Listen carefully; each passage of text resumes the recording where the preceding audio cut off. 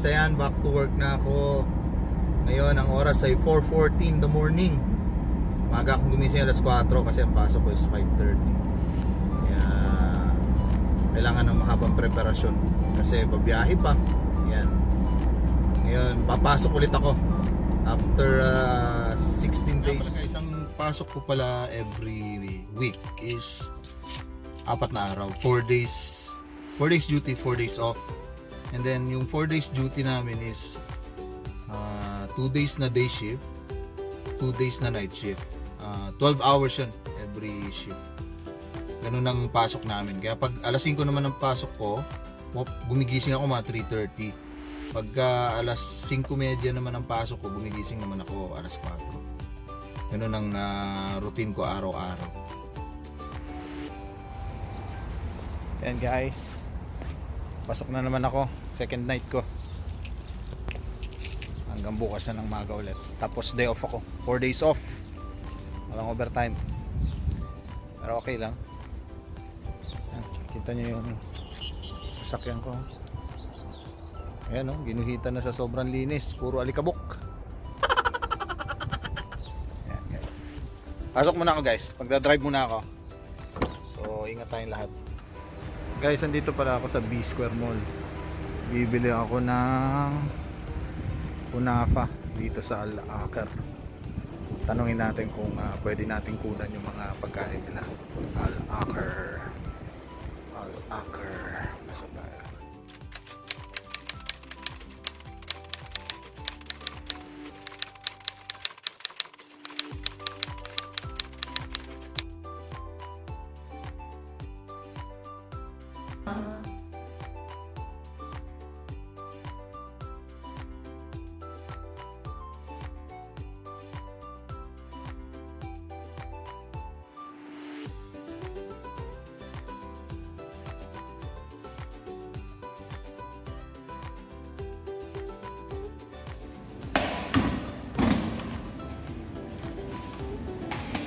So nice.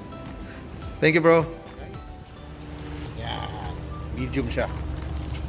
Next time maalamin ko lahat ng mga pangalan ng mga sweets nila. So medyo tinatamad kasi magsalita si kuya. Pero pumayag naman siya kunan yung mga ibang pagkain. Yun lang. Hindi niya sinasabi yung mga pangalan ng mga pagkain. Guys, yung binili ko pala is medium. Nasa ano siguro yon, sa reals, 30 reals siya. Sa peso naman yon, nasa 400 pesos siya. So kung ikaw lang naman kakain ng medium, medyo malaki na yon eh. Dapat nga small lang. Pero dahil kakainin namin ito ng mga kasama ko, kaya medium ang nilagay ko o binili ko para sa amin. Yun guys, salamat guys. Guys, naghahanap ako ng maglilinis eh. Ayun, may nakita ako. Try kong lapitan. Tapos papalinis ko yung sasakyan ko kasi sobrang dumi. Ayun lang natin. Lapitan ko siya. Medyo malayo. Mag-isa lang kasi siya eh, na naglilinis. Ayun siya guys, tumatakbo. Ayan o, malapit siya.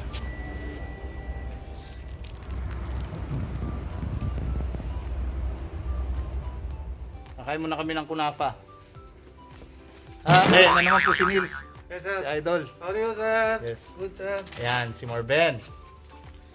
Si Ferdimar. Ayan. Kain to. Siyempre, ito yung mayaman. Si Chinkitan, ay, si Glenn. Chinkitan. Guys, itong kasama ko ay si Tito. Eso! Yay! Para pala sa mga nagtatanong, ako yung ambulance paramedic dito sa Doha, Qatar. So kami ay mga tagapagligtas ng mga naapi. Hindi. Tagapagligtas ng mga nangangailangan ng tulong, medical or ano ba yun? Tulong. Medical? Financial. Hindi naman financial. Patay tayo dyan. SR. Tulong medical o kaya yung mga taong may mga na-aksidente. Yan. Kami bahala dyan. Sagutin namin. Yan. Pag pinansyal, lapit kayo dito sa taong to. Napakadami nito. Sobra-sobra. Nag-uumapaw. Guys, kung makikita nyo, magdadrive naman ako ng ambulansya. Kasama ang aking kaibigan. Kaibigan, anong pangalan mo? Ako po si Rustan. Rustan, number 1. Pag kailangan nyo ng pera, kay Rustan kayo kung lumapit. Madami sinusuportahan yan, pero iisa lang anak. Salamat pala kay SR, nag-sponsor ng kape. Soho Coffee Company. Since 1989. 1999 pala, labo na yung mata. Kampay! Kampai. Yan. Don't forget to like and share my videos.